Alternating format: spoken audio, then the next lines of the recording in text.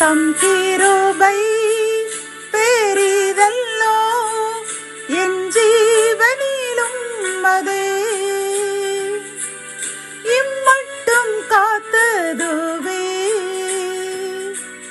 இன்னும் தேவை கிருபை தாருமே இன்னும் தேவை கிருபை தாருமே. தேவனுக்கு மகிமை உண்டாவதாக. 5/1/2026 இன்று நாம் அறியவிருக்கும் கிருபையின் வார்த்தைகள் சங்கீதம் 5:12. கர்த்தாவே, நீர் நீதிமானை ஆசீர்வதித்து காருண்யம் என்னும் கேடகத்தினால் அவனை சூழ்ந்து கொள்ளுவீர். கத்தோலிக்க வேதாகமம் இவ்வாறு கூறுகின்றது: ஆண்டவரே, நேர்மையாளருக்கு நீர் ஆசி வழங்குவீர், கருணை என்னும் கேடயத்தால் அவரை மறைத்து காப்பீர் என்கின்றது.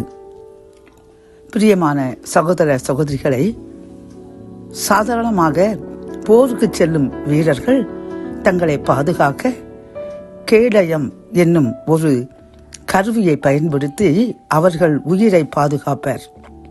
இப்பொழுதும் சத்துரு என்னும் எதிரி நம்மை தினமும் அழிப்பதற்காக ஏதேனும் ஒரு ஆயுதத்தை நம்மேல் வீசிக்கொண்டுதான் இருப்பான். அப்பொழுது கர்த்தர் நம்மை அவருடைய கருணை காருண்யம் என்னும் கேடகத்தை கொண்டு நம்மை மறைத்து பாதுகாப்பேன் என்று இன்று நமக்கு வாக்களிக்கின்றார். பிரியமானவர்களே, ஆகவே அதற்கு நாம் நீதிமானாக வாழ வேண்டும், நேர்மையாளராக வாழ வேண்டும். இந்த உலகத்தில் தற்பொழுது தெய்வ பயமின்றி தனக்கு ஆதாயம் மட்டும் போதும் என்று அடுத்தவர்களை அழித்து கூட தான் முன்னுக்கு வர வேண்டும் என்று உலகம் போராடி கொண்டிருக்கின்றது. ஆனால் நாம் உலகத்தார் அல்ல.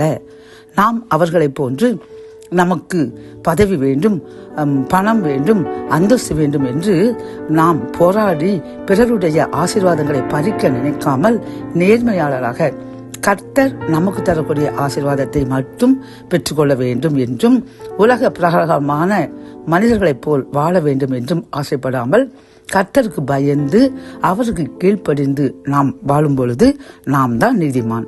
அப்படி நாம் வாழும் பொழுது கர்த்தர் கேடயம் என்னும் கவசத்தால், அவருடைய கருணை என்னும் கேடயத்தால் நம்மை பாதுகாத்து நம்மையும் நம் சந்ததியையும் ஆசீர்வதிப்பேன் என்று வாக்கு கொடுக்கின்றார். அப்படி நீதிமானாய் வாழுவோம். கர்த்தருடைய கிருபை என்ற கேடயத்தை கொண்டு நம்மையும் நம் சந்ததிகளையும் பாதுகாத்துக் கொள்வோம். ஜெபம். என் அன்பு தகப்பனே, இந்த கிருபையின் வார்த்தை மூலம் நாங்கள் நீதிமானாக பரிசுத்த வாழ்க்கை வாழ்ந்தோம் என்றால் நீர் எங்களையும் எங்கள் சந்ததிகளையும் உம்முடைய காருண்யம் என்னும் கேடயத்தினால் மறைத்து பாதுகாப்பேன் என்று கூறின இந்த வார்த்தைக்காக நன்றியப்பா. நாங்கள் நீதிமானாக வாழ்வோம் என்று பொருத்தனை செய்கின்றோம், பிரதிக்கனை எடுக்கின்றோம். நீர் எங்களை பரிசுத்தவான்களாக நீதிமான்களாக வாழ கிருபை தாங்க. அதன் மூலம் எங்களையும் எங்கள் சந்ததியையும் உமது காருண்யம் கிருபை என்ற கேடயத்தால் பாதுகாத்துக் கொள்ளுங்க. மீட்பர் இயேசுவின் முன் ஜெபம் கேளும் நல்ல தகப்பனே. ஆமென்.